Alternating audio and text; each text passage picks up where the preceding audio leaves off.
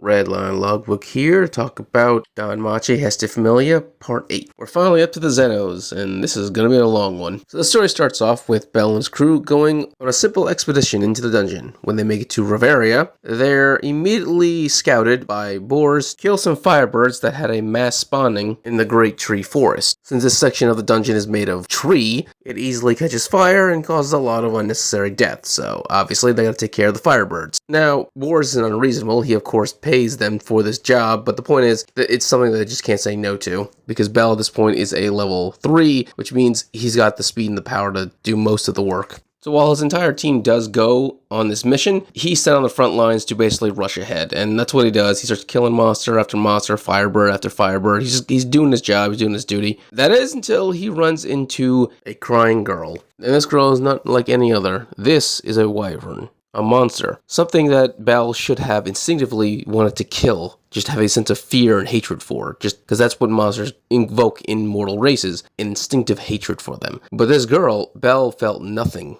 of the sort. In fact, he felt the complete opposite. He felt pity for her. She clearly was bleeding and hurt and had a broken leg, and so at first wanted to pretend like he didn't see anything, and so he just went away. But he didn't actually go away. He basically hid behind some bushes and watched. And when then he saw a firebird attack her, a fellow monster try to kill her, he saved her. He didn't even think about it. It just instinctively was the right thing to do in his eyes, and so he did it. He kills the firebird, and while she's still scared of him, he of course goes up to her slowly, talking to her, trying to calm her down, and then he slowly pulls out a potion, because obviously she freaks out anytime she sees a weapon, but it's a potion, takes it out, and he just slowly pours it on her wounds to heal her. And once she realizes that he's not a threat, and then she's fine with him, that's when things didn't really get better, but she did something that he didn't see coming. She spoke to him. And that when that happened, there was no going back. Bell made his decision that he was going to protect this girl. And right then and there, he started to hear human voices rushing towards him. And so he immediately covered her with his salamander wool to hide her.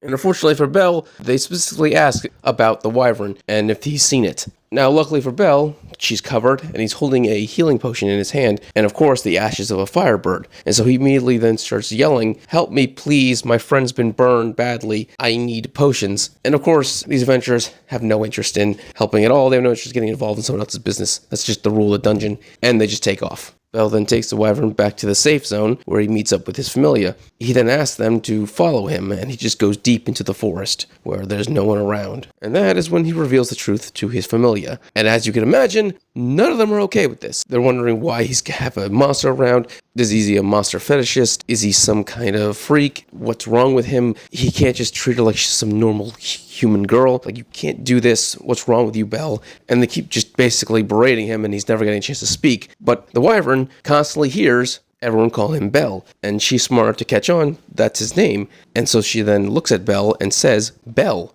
And as you can imagine, this freaks everyone out as well. So now that everyone has just stopped talking in sheer fear and surprise, Bell's able to explain himself. And while no one is happy about this, nor want anything to do with it, they accept that this is what Bell wants to do. He wants to protect someone who is clearly a living, breathing creature with sentience. So while they don't trust the wyvern, they also at the same time, abandoning her would just be wrong. And so they come to a compromise. They decide to take Weine back to the goddess, Hestia, and ask if she knows anything. And she did not. Nothing at all. She was completely surprised about talking monsters just as everyone else was. With that being said, Hestia was in no way afraid or concerned about Weine at all. Because Hestia is actually, once again, one of the most intelligent goddesses out there. While she's kind of a ditz, she's able to understand people at an emotional level to their very core. And so she was able to understand Weine was just a scared little girl. Hestia actually tried to befriend her pretty quickly on, but of course Weine was,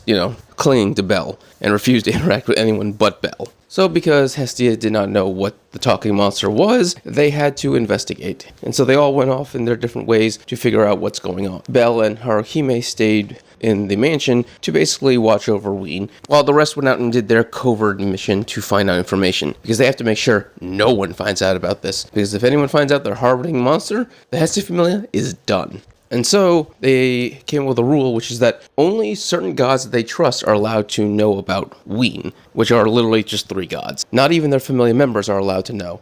And so, the first god they go off and tell is, of course, Hephaestus. Hestia goes herself to explain the situation, as if she knows anything, and of course Hephaestus knows nothing. Mikito interacts with the other two gods, Miyake and Takamanichi, making sure to have a conversation in Miyake's drugstore while the rest of his familia is out and about, so this way they can have this meeting in secret. And it turns out they also know nothing. But it isn't a complete lost cause, because they are able to collect some information thanks to Welf and Lily. Welf decides to go to the guild, and because he's a level 2 now, he then uses his enhanced hearing to basically just listen in on conversations amongst the goers. And he finds out some rumors that have been going on for a while now, which is that there are monsters in the dungeon that are stealing Avengers' weapons and armor. And for months now, if not going on over a year, there have been quests to catch these monsters because people think they might be dangerous irregulars. He even hears about the fact that in the middle floors, people have been hearing a song coming from the walls. It sounds neither as human nor monster,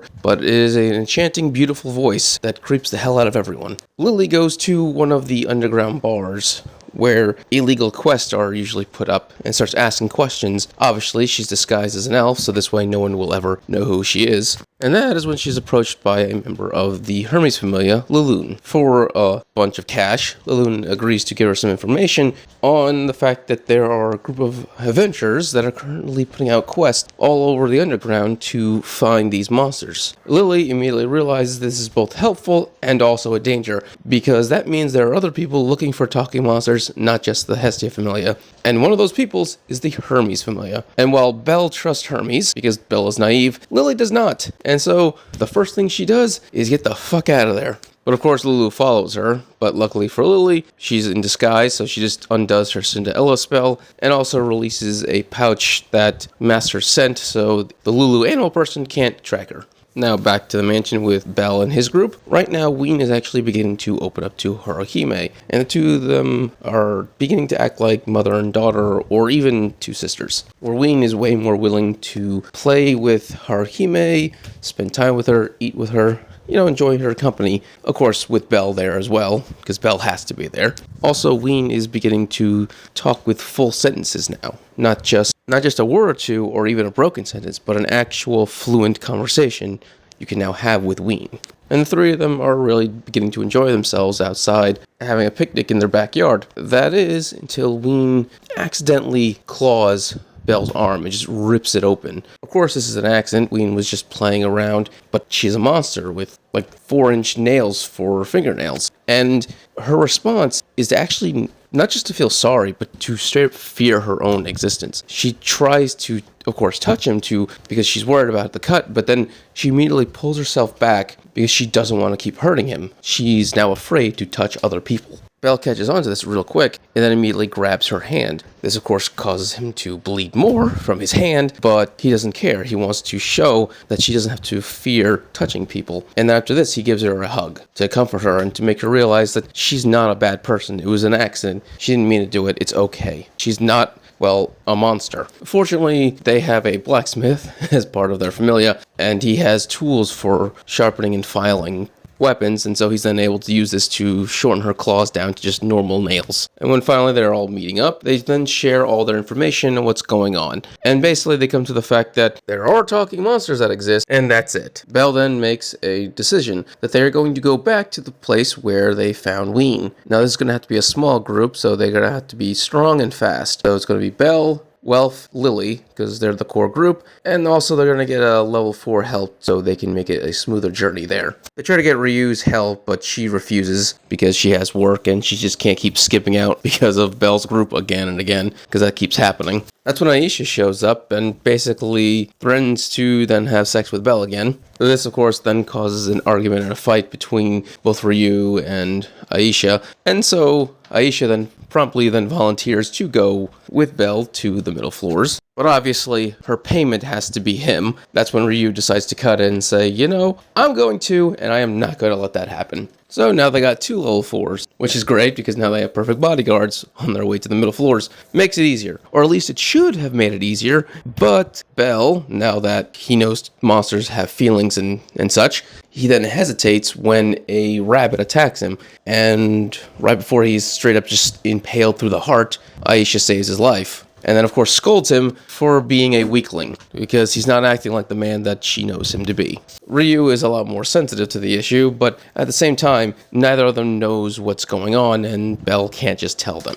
And so, they continue forward until they get to Rivia, where Belle and Welf then separate from the party, claiming that they're going to drop off the item to finish off their quest. This, of course, is a lie. The two of them then go straight to the tree labyrinth where Belle discovered Weine. They discover no clues or any evidence of any kind. Obviously, the dungeon heals itself pretty quickly, so even if Weine left a trail, it would have been gone by now. That is when a mysterious individual wearing a robe covering themselves appears. She has a semi-female voice because it doesn't sound distinctly human. She then mentions that they smell like her comrade. This of course puts Belle and Welf on complete red alert. She asked if they were the hunters that had been capturing their kind, but then realizes no, you're the ones that Fels told us about. She then just flew away with her feathers flying down at them. That's when Welf and Belle looked at each other and said, yeah, that was a talking monster. And that was basically the end of their investigation. They literally couldn't come up with any more leads. That is, until Belle received a mission from the guild. Missions are very simple. The guild has a task that needs to be done, and they select an individual guild to handle that task. This mission was to be a complete secret, though.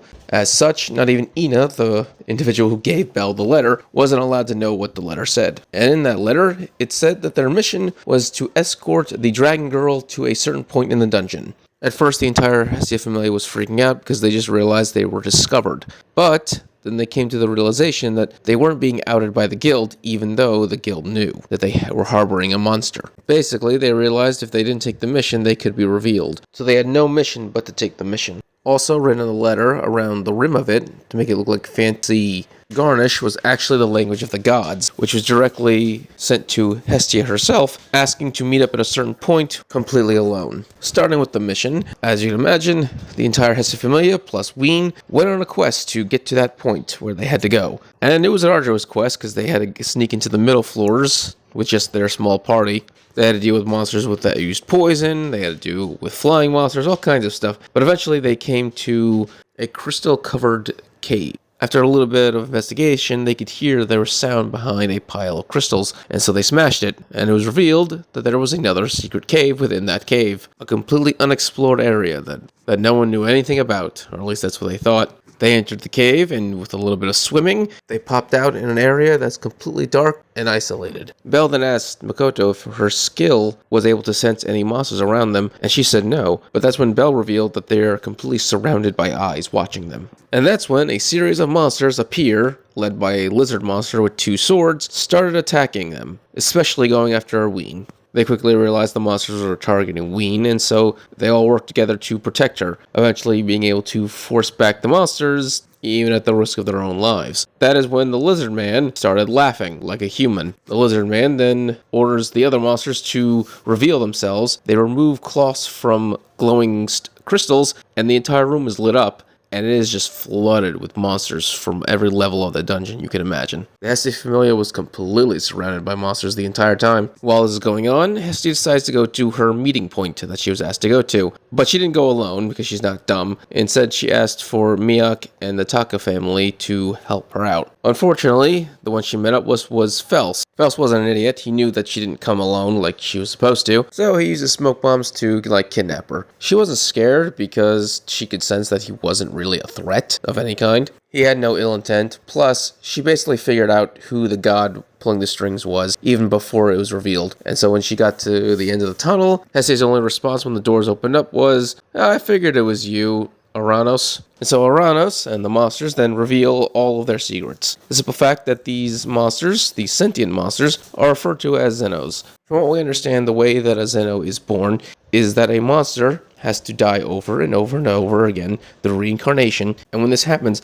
at a certain point the monster must have a spark of intelligence exist inside of them that allows them to be able to appreciate something that they are seeing. And that appreciation turns into a dream. For Leo, it was seeing a sunset on the surface in his previous lives. For Ray, it was seeing humans hold each other in a loving manner, and herself wishing to experience just that. It's unclear when the Zenos first started showing up, but they've been around for a long time, and when the guild discovered them, well, Rano specifically, he decided to protect them, supplies them with cover and aid, like items and weapons and armor and such, in exchange for doing work for the guild in secret. But the ultimate goal of Oranos and the Zenos is coexistence. The Zenos wish to live on the surface alongside humanity. humanity. As you can imagine, this goal is considered to be impossible, because 1, monsters are the enemy of mankind, and 2, even if there were human beings that are willing to accept the Zenos, this also would cause them to hesitate when fighting raging monsters that are killing and eating people, in which case those humans would die. But the Hestia Familia changed all that when they protected Weine. Because they did that, Aranos and the Zenos see Bel and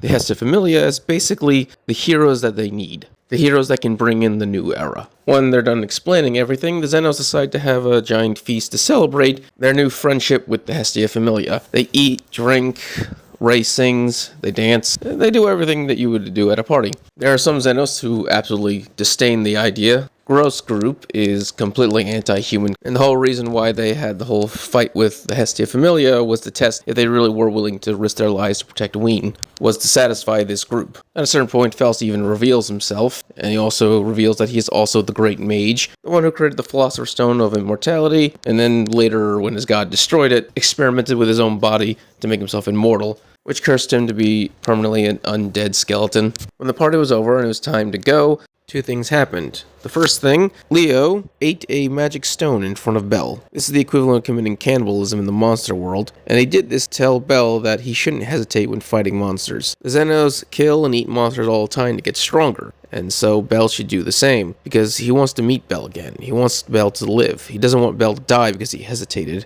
The second thing, the Hestia Familia were on their way out when Weine tried to go with them. The problem is, obviously, Weine can't do that. Weine is safest with her people, which means she can't go back with the Hestia Familia. Leo had to carry her out of there, kicking and screaming, begging for Bel. Bel, heartbroken, did all he could, which was just shout to her that he was going to meet her again, and then this isn't goodbye. On their sad journey back to the surface, the Hestia Familia meets up with Hestia herself, where then Bel asks, "What is the dungeon?" And Hestia gives the same answer that all the gods give to this answer. The dungeon is the dungeon. Alright, if you enjoyed this video, please subscribe, give it a thumbs up so you can enjoy more Danmachi and other amazing things. Thank you, and have a great day.